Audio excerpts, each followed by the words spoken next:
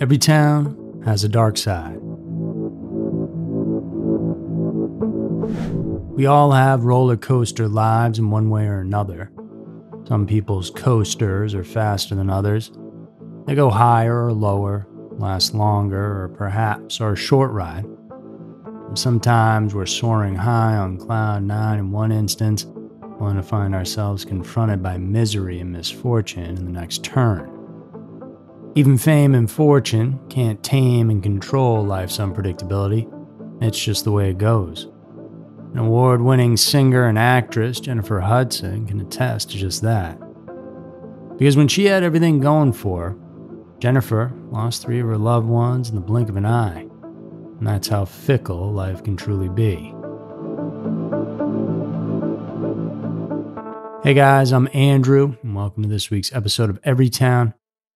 In 2008, Jennifer Hudson was on her 4th year in showbiz, basking in the brightest limelight as a versatile performer when she experienced the darkest moment in her life. On October 24th that year, she lost her mother, brother, and young nephew to senseless murders perpetrated by someone she knew well. So, let's dig into it. Head over to Chicago, Illinois, to hear about the real-life drama of the Hudson family murders.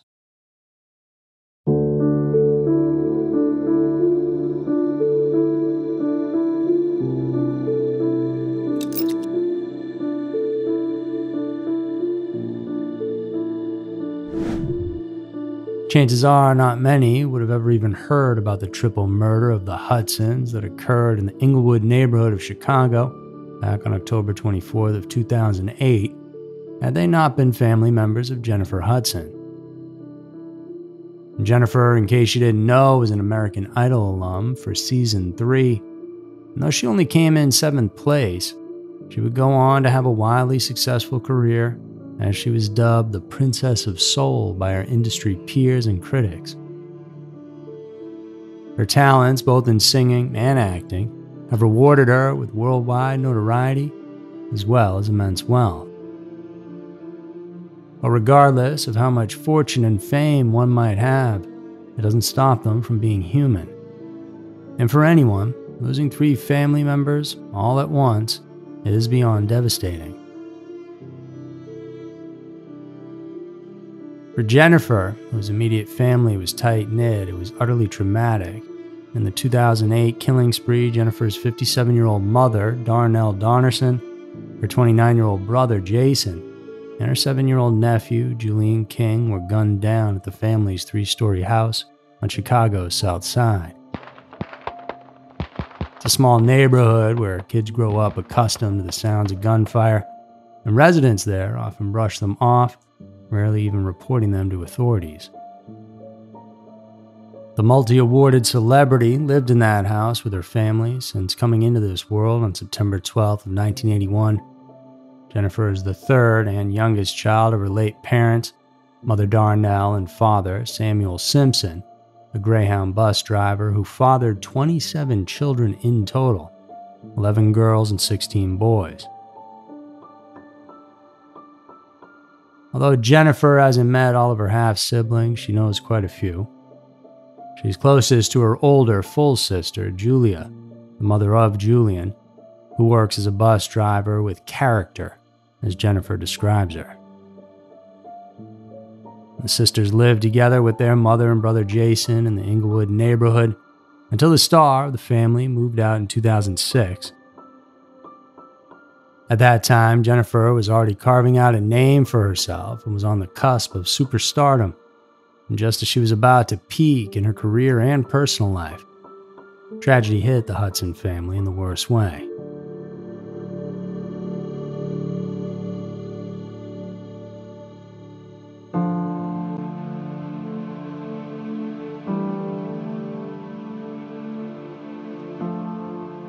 Performing has always been a part of Hudson's DNA.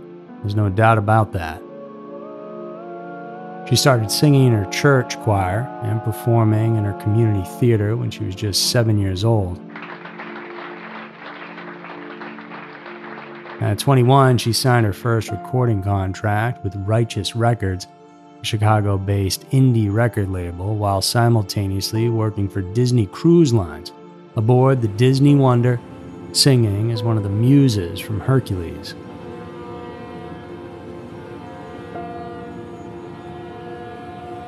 As American Idol became a huge hit in the early 2000s, by 2004, Jennifer wanted to take her chance, hoping for a golden ticket.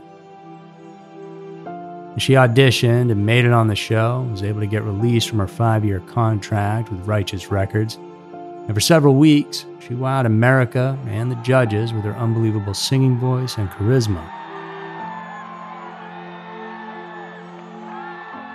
In her acting debut in 2006's Dreamgirls, that starred Eddie Murphy and Beyoncé, she earned her a collection of Best Supporting Actress awards, including the much-coveted Oscar trophy.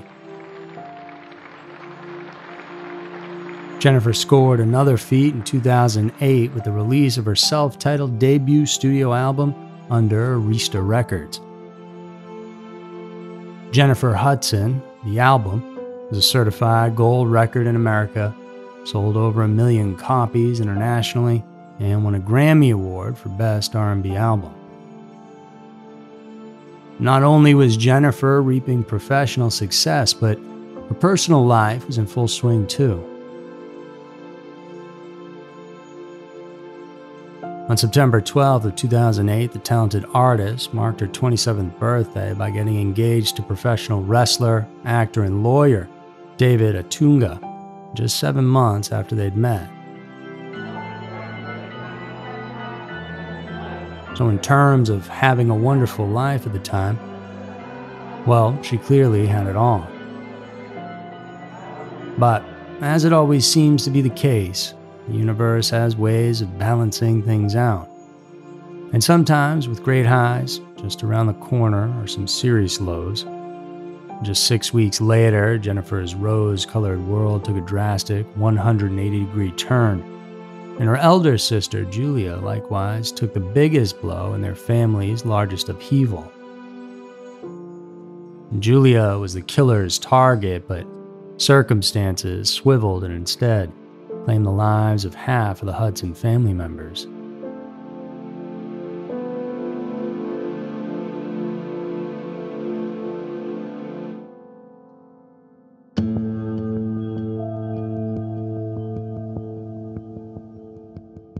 To find out what happened exactly, you gotta go back a couple of years.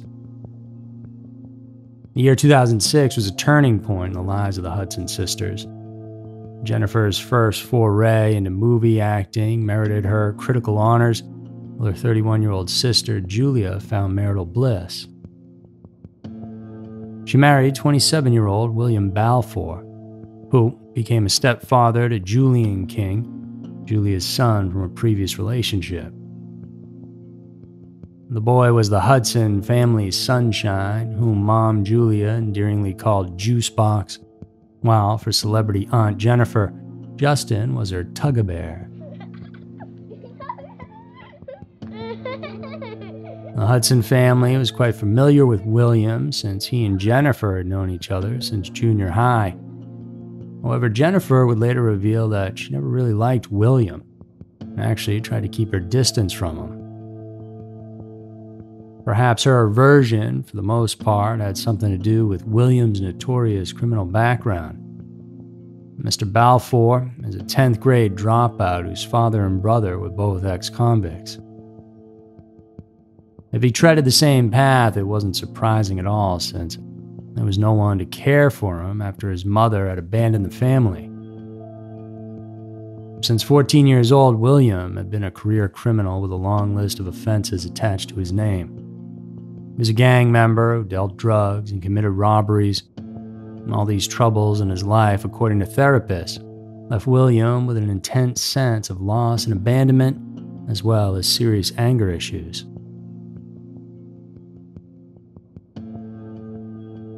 He suffered from depression and insomnia, and often lashed out at women.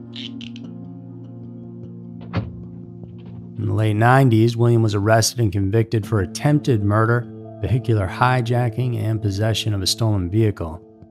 After 7 years in prison, he was then released in 2006, and then tied the knot with Julia just a few months later. And this, despite Jennifer's objection, because she witnessed how William didn't treat her sister and nephew well.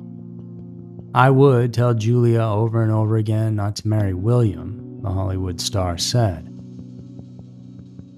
And Julia should have heeded her younger sister's advice, because within a year, the marriage was besieged with troubles. William wasn't faithful and started seeing a woman on the side named Shanta Cathy. Because of this, according to reports, the Hudson matriarch, Darnell Donnerson, threw William out of their home in May of 2008. And consequently, Julia filed for divorce and soon started dating again. Despite going their separate ways, William seemed unsettled and harbored anger towards Julia and her family while his ex-wife was moving on with her life and a new man. And this opened the floodgates of rage and jealousy within William, as through his eyes, it was yet another woman in his life abandoning him. And it all culminated in disaster on October 24th, the day after Julia's 33rd birthday.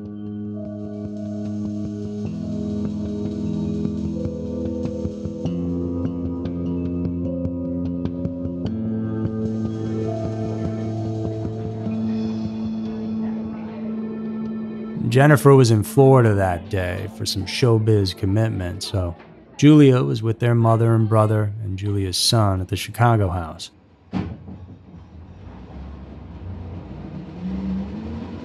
The single mom started the day working as a bus driver, but as soon as she had left the house, her jealous ex-husband stopped by the Hudson residence somewhere between 8 and 9 a.m. Witnesses claim that William had become Julia's stalker ever since he'd been booted out of the Hudson house. And what sent him over the edge that particular day was that William caught sight of a bunch of birthday balloons he thought were from Julia's boyfriend.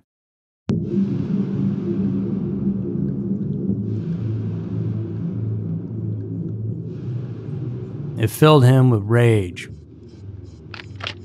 And armed with a .45 caliber handgun, the man went inside the house where, without hesitation, shot Mrs. Donnerson in the back.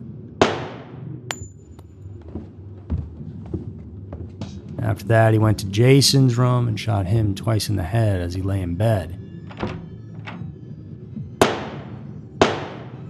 These gunshots didn't raise any alarms in the neighborhood.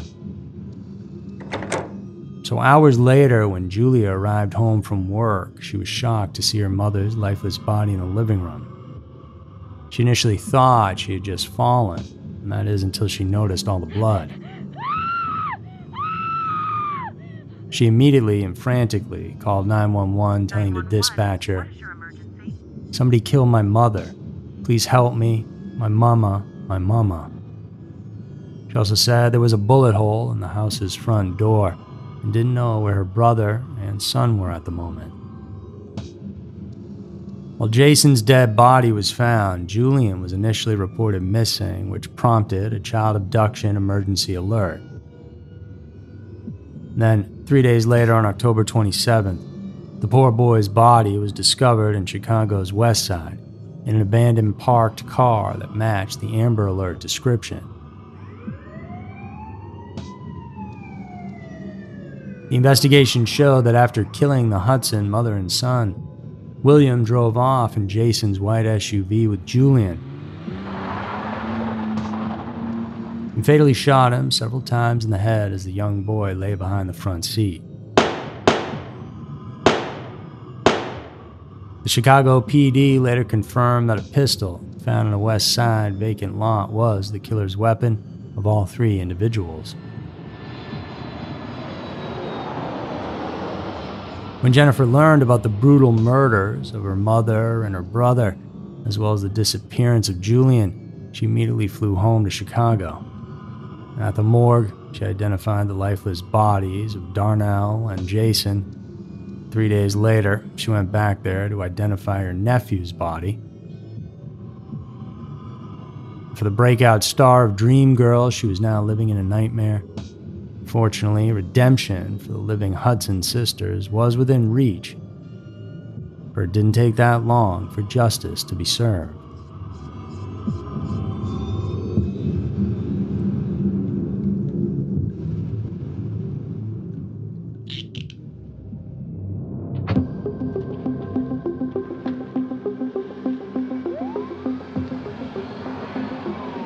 Chicago police right away took William Balfour into custody on the same day of the killings. He was held for the maximum 48 hours allowable without filing criminal charges against him because they didn't have the murder weapon or witnesses at the time. He was then transferred over to the Illinois Department of Corrections on a parole violation stemming from his stint in jail for attempted murder, vehicular hijacking, and possession of a stolen vehicle. Police knew he was the perpetrator in this, so they didn't want to let him go. The department's records showed that one of Williams's listed addresses was the Hudson home in Inglewood. William faced the parole board hearing on November 10th of 2008 to review his violations, including his failure to get anger management and substance abuse counseling. But a more serious issue was brought up by the Cook County State's Attorney's Office to the Prisoner Review Board. Remember William cheating on his ex-wife Julia with a woman named Shanta Cathy. She told investigators of seeing William with a gun identical to the one used in shooting the Hudson family members several days before the crime even happened. The board's chairman ruled that the gun allegation alone was sufficient enough to hold William until a December 3rd hearing before the full Illinois Prisoner Review Board. Since no criminal charge was filed against him, and the allegation of his involvement in the Hudson family murders was not part of the parole review hearing, William faced the board without an assigned lawyer.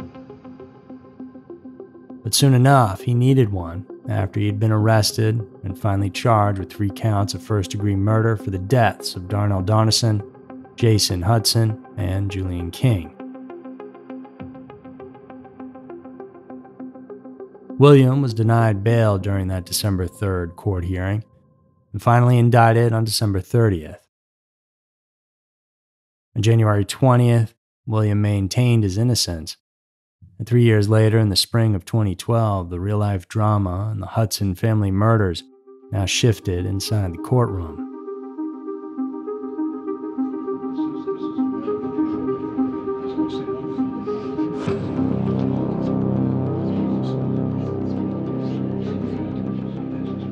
Balfour's trial began on April 23rd of 2012. Prosecutors had to build an overwhelming circumstantial case against him, as there were no surviving witnesses or fingerprints to link him to the crimes. The evidence, largely anecdotal, came from the testimonies of witnesses. So the prosecution presented around 500 documents and more than 80 witnesses, the first of whom was Jennifer Hudson, who never missed a single day in the 2-week trial.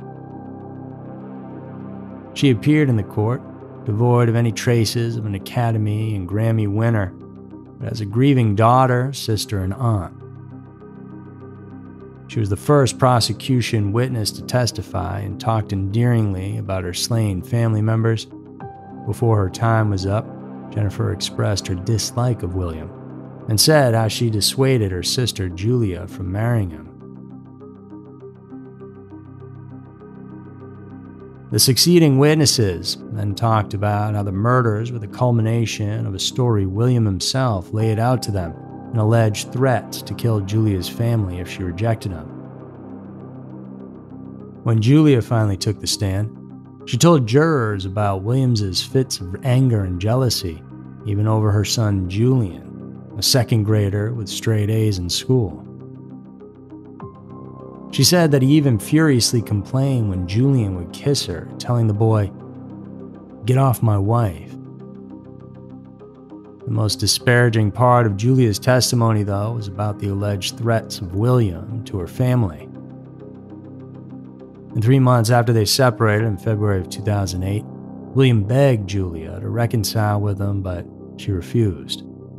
And then William started his threats. "If you leave me, you will be the last to die. I'll kill your family first," she testified. Julia's claims were supported by a witness who said that in August of 2008, William ranted about his estranged wife, in which he incessantly threatened to kill her family. Court records later showed that William threatened to kill the Hudson family on more than 20 occasions before the October 2008 triple murder.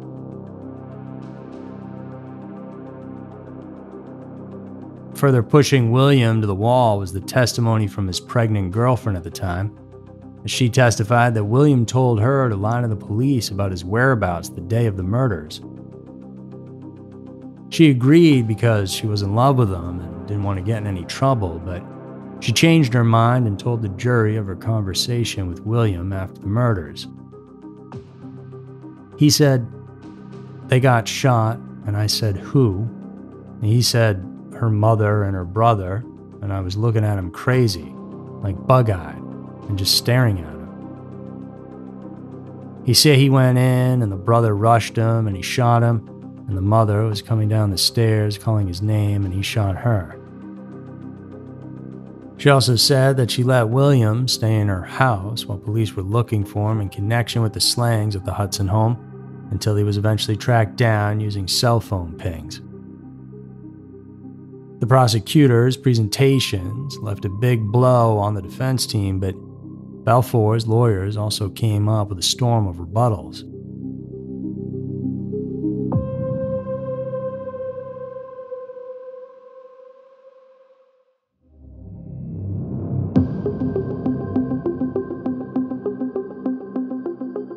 Cook County Assistant Public Defender Amy Thompson argued that Balfour's DNA was neither found on the murder weapon nor inside the SUV where Julian King's body was discovered.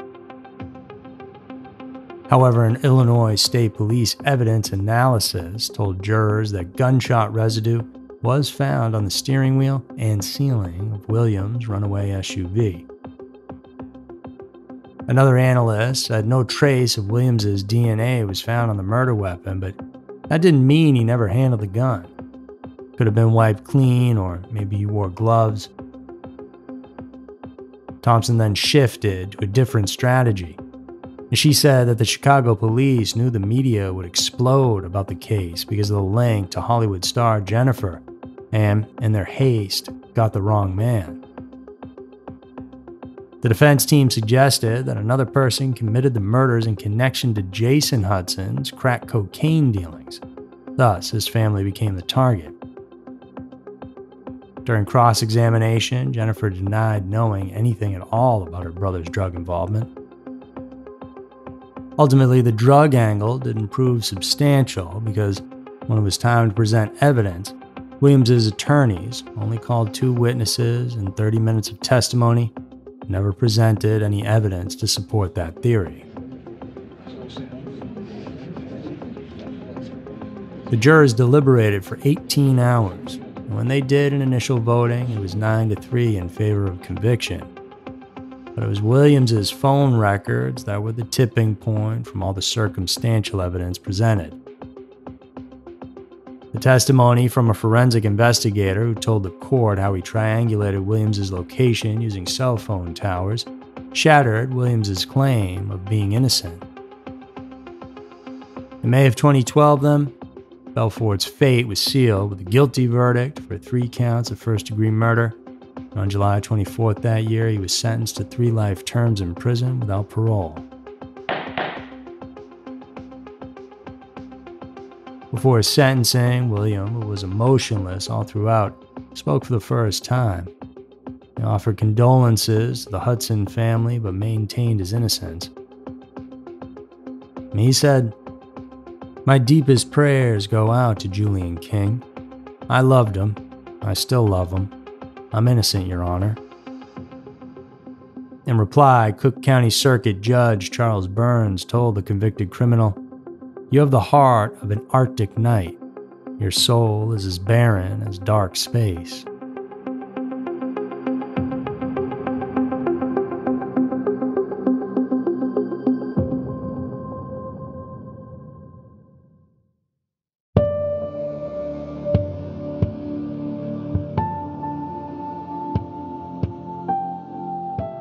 The orphan sisters, Julia and Jennifer Hudson, happy and relieved in attaining justice for their family, expressed their gratitude for the support that they had received from around the world. In their victory, they were magnanimous too, and part of their statement read, "We want to extend a prayer from the Hudson family to the Balfour family. We have all suffered a terrible loss in this tragedy. We pray that the Lord will forgive Mr. Balfour of these heinous acts and bring his heart into repentance someday." Jennifer wanted to keep the memory of Julian alive, especially for his mother Julia. In 2014, she founded the Julian D. King Foundation, stating, "I wanted my sister to celebrate Julian's birthday again, so we created Hatch Day, where we go around together giving local schools supplies that children need. She can pour his blessings onto these kids and keep his memory alive." And the sisters also created the Hudson King Foundation for families of slain victims, aiming to care for the needs of families who have lost relatives to a violent crime. Coming from the bottommost part of their roller coaster life, Jennifer and Julia Hudson have slowly found the force that will lift them up again.